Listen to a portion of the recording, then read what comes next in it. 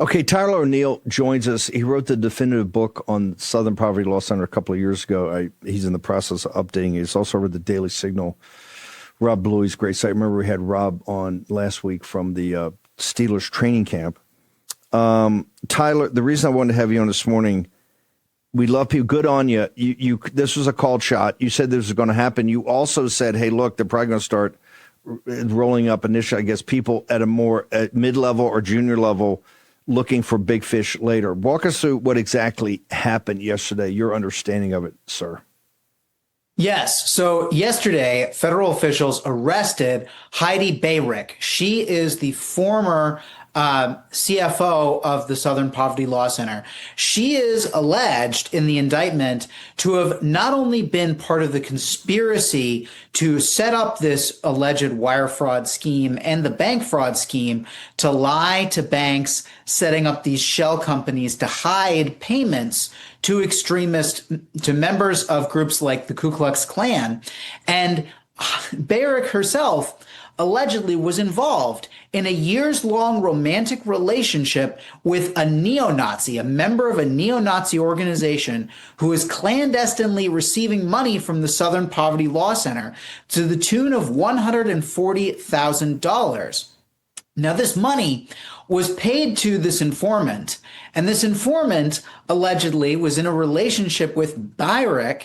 Beirich then goes on to take the money. She shares bank accounts with this alleged informant and used about 66% of the couple's finances were received directly from the Southern Poverty Law Center in the way of this clandestine funding. So it was through one of these fictitious accounts that Beirich herself is accused of taking money and using it for her own purposes in this romantic relationship with a neo-Nazi member.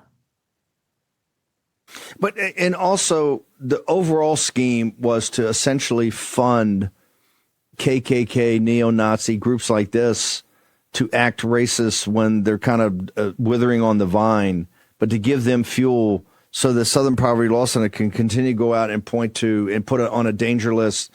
Charlie Kirk and Turning Point USA, the War Room, everybody associated with Charlie Kirk or ourselves as these demons, and kind of kick up false or phony racism or hate groups. Correct? Yeah, no, that's exactly right. So the main reason why I've been focusing on the SPLC for a long time, long before I knew that they had been clandestinely funding these members of the Klan and such, I had known because they constantly exaggerated hate in America. And it's exactly as you said. What you had with the SPLC, you had this system that was set up where they benefited from any sort of extremism they could point out to that would make them relevant. So when you are establishing yourself as an organization that monitors hate and America slowly becomes less hateful on your watch, that is negative for your fundraising. So what the SPLC had to do, they had to find new hate to go after. And they decided to create a 1-2 punch. I mean, this was a really brilliant strategy on their part where they put organizations that disagree with them. These are peaceful organizations that advocate for policies in the federal government that highlight problems that they see in the society. Organizations like the Center for Immigration Studies, organizations like Focus on the Family, like Turning Point USA, as you mentioned, like PragerU. And the SPLC decided that they would put these groups on a map with chapters of the Ku Klux Klan.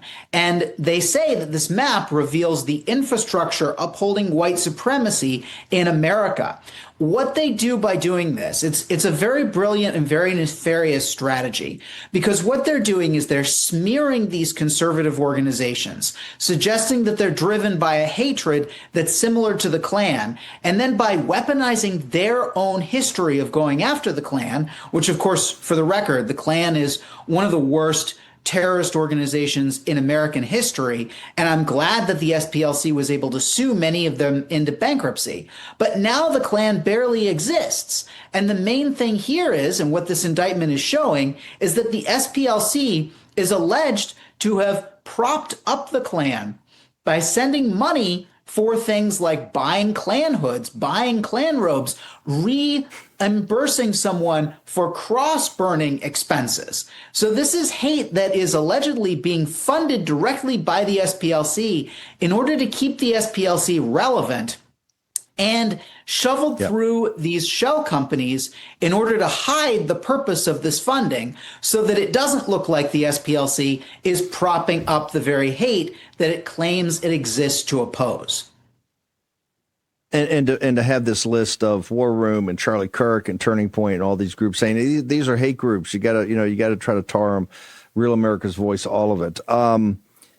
Your theory of the case also, this is the CFO, and obviously she looks like she had this kind of, I guess it's bizarre that the informant of, I guess, one of the hate groups or whatever is living with the CFO of the Southern Poverty Law Center. That's for another day. But your theory of the case also is that there's really the big fish, board members, others. There's a lot of very prominent people in this entire far-left movement. Do you believe they targeted kind of mid-level below, that they're looking to tell her, hey, lady, you're looking at 20 years in a federal prison, so maybe we should have a chat, sir? Yeah, I mean, my theory of the case, as you mentioned, they are working on. So this is now the third indictment. We've had two superseding indictments, and I believe this one is the first one to directly name an individual by name. And then, of course, she is now arrested. That means that the fire is on her. If she decides to rat out for more people in this alleged scheme, this alleged fraud scheme and conspiracy, then that means we're going to have more charges. I expect more arrests, more charges, more to come, because even in these indictments, you have clear statements from the SPLC CEO at the time, who is later acknowledging to the banks that these accounts were opened under fraudulent purposes. And when you have a statement like that, I expect at some point that Margaret Huang is going to have to answer for this. And so what they're doing, they're starting, and I would say Heidi Beirich is right in the middle of the organization. She was middle management. Yeah. And she was the one, let's not forget, who managed the whole hate map for years. She's the one who decided to put the radical traditional Catholic groups on the map that were then cited by the FBI. So this person is very central. And she's an interesting choice because now she no longer works at the SPLC. She has her own organization that is pushing things in its own right. So we're going to have to see. I think this is only the beginning. This is the first arrest in this case. We have other employees who are not mentioned by name, who are in the indictment, who are likely to be indicted directly as the case continues. So more to come. I think we can expect a lot more fireworks in this case. And there's a real question as to whether the trial actually happens when it is currently scheduled for October 5th. Watch, she's going to be cutting a deal.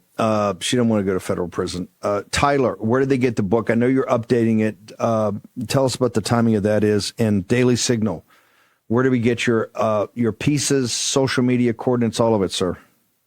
Thanks. Yeah, I am glad to announce that I was able to update the book by my May 20th testimony before Congress. So if you buy Making Hate Pay, The Corruption of the Southern Poverty Law Center on Amazon today, you'll be getting an updated edition that includes a short recap of everything that happened since I originally published the book in 2020, and that mentions this indictment and how it ties in to the overall story. But the key fact here, and this is the main point of the book, is that the SPLC is a morally bankrupt smear factory that routinely demonizes and defames conservative Christian organizations, putting them on a map with the Klan. They should not be trusted. I think it is very important that corporate America, big tech, government, even Democrats take seriously the fact that this is a really horrible organization that should not be cited as the authority on anything. You can